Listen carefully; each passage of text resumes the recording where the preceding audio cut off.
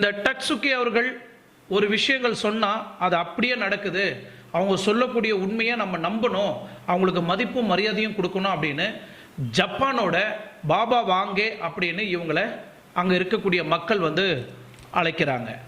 இப்போது டக்சுகி அவர்கள் அடுத்த லைன்மேட்டுக்கு வந்திருக்கிறாங்க.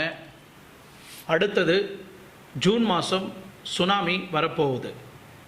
அவங்களோட கனவில் இந்த சுனாமி மட்டும் வரலை, அந்த சுனாமி கூட ஒரு பெரிய டிராகன் மிதந்துட்டு வந்துட்டுருக்கு. அந்த டிராகன் மக்களை அழிக்க போகுது, உண்மையால் நிறைய மக்கள் பாதிக்கப்பட போகிறாங்க அப்படின்னு அவங்களோட கனவுல சொல்லப்பட்டிருக்கு.